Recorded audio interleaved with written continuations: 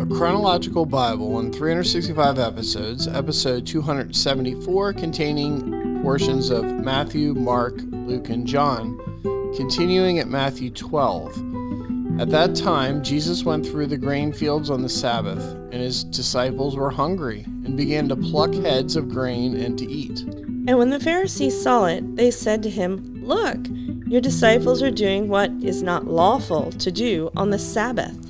But he said to them, "Have you not read what David did when he was hungry, he and those who were with him? How he entered the house of God and ate the showbread which was not lawful for him to eat, nor for those who were with him, but only for the priests.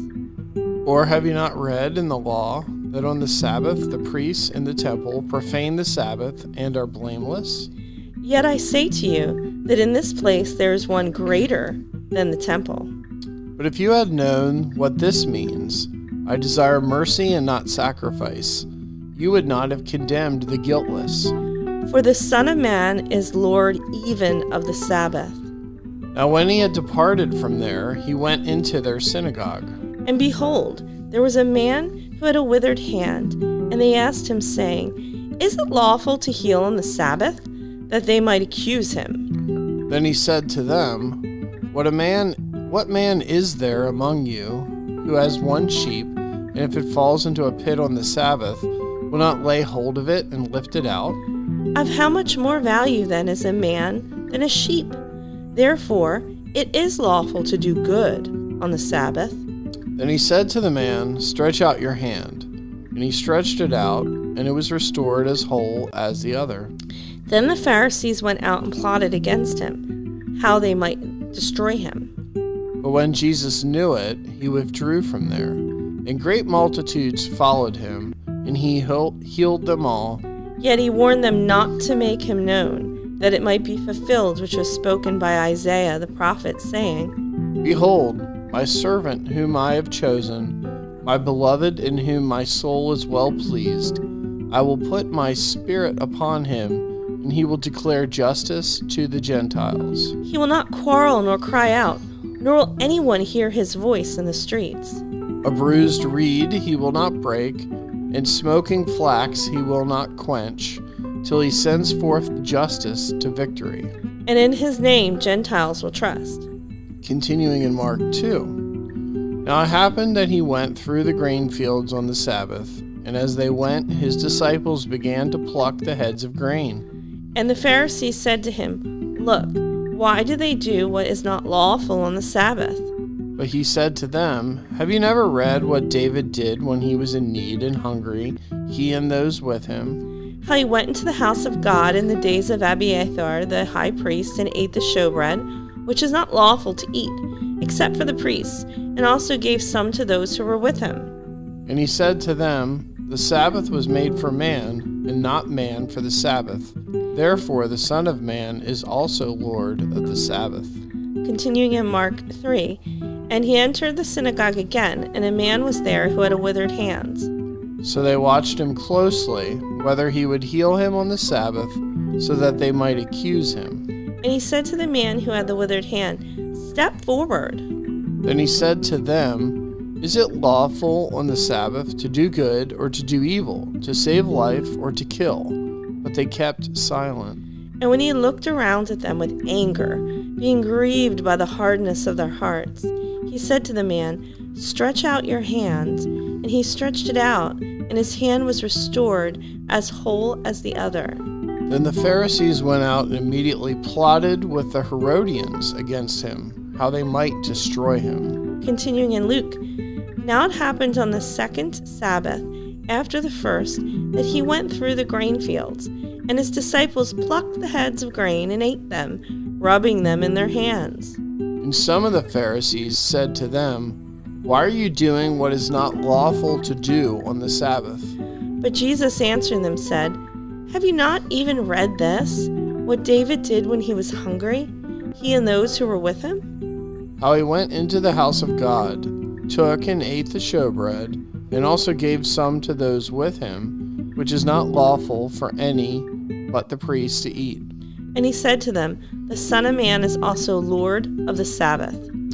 Now it happened on another Sabbath also that he entered the synagogue and taught, and a man was there whose right hand was withered. So the scribes and the Pharisees watched him closely, whether he would heal on the Sabbath, that they might find an accusation against him. But he knew their thoughts, and he said to the man who had the withered hand, Arise and stand here. And he arose and stood.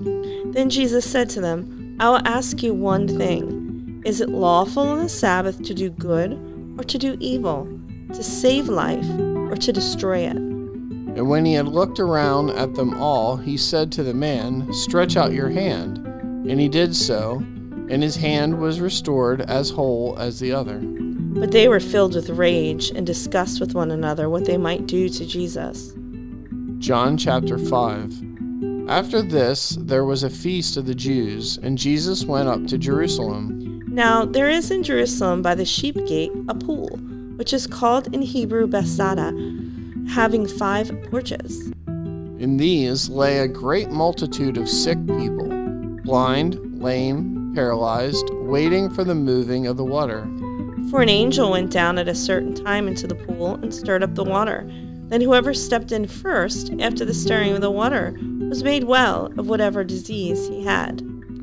Now a certain man was there who had an infirmity 38 years. When Jesus saw him lying there, and knew that he had been in that condition a long time, he said to him, Do you want to be made well? The sick man answered him, Sir, I have no man to put me into the pool when the water is stirred up. But while I am coming, another steps down before me. Jesus said to him, Rise, take up your bed and walk. And immediately the man was made well, took up his bed, and walked. And that day was the Sabbath. The Jews therefore said to him who was cured, It is the Sabbath. It is not lawful for you to carry your bed. He answered them, He who made me well said to me, Take up your bed and walk. Then they asked him, Who is the man who said this to you? Take up your bed and walk. But the one who was healed did not know who it was, for Jesus had withdrawn, a multitude being in that place. Afterward, Jesus found him in the temple and said to him, See, you've been made well. Sin no more, lest a worse thing come upon you. The man departed and told the Jews that it was Jesus who had made him well. For this reason the Jews persecuted Jesus and sought to kill him, because he had done these things on the Sabbath. But Jesus answered them, My Father has been working until now, and I have been working. Therefore the Jews thought all the more to kill him, because he not only broke the Sabbath, but also said that God was his Father, making himself equal with God. Then Jesus answered and said to them, Most assuredly I say to you, the Son can do nothing of himself, but what he sees the Father do. For whatever he does, the Son also does in like manner. For the Father loves the Son, and shows him all things that he himself does, and he will show him greater works than these, that you may marvel. For as the Father raises the dead and gives life to them, even so the Son gives life to whom he will. For the Father judges no one, but has committed all judgment to the Son. That all should honor the Son just as they honor the Father. He who does not honor the Son does not honor the Father who sent him. More assuredly I say to you, he who hears my word and believes in him who sent me has everlasting life, and shall not come into judgment, but is passed from death into life. Most assuredly I say to you, the hour is coming, and now is, when the dead will hear the voice of the Son of God, and those who hear will live. For as the Father is life in himself, so he has granted the Son to have life in himself. And has given him authority to execute judgment also, because he is the Son of Man. Do not marvel at this, for the hour is coming in which all who are in the graves will hear his voice. And come forth, those who have done good to the resurrection of life, and those who have done evil to the resurrection of condemnation. I can of myself do nothing. As I hear, I judge, and my judgment is righteous, because I do not seek my own will, but the will of the Father who sent me. If I bear witness of myself, my witness is not true. There is another who bears witness of me, and I know that the witness which he witnesses of me is true. You have sent to John, and he has borne witness to the truth. Yet I do not receive testimony from man, but I say these things that you may be saved.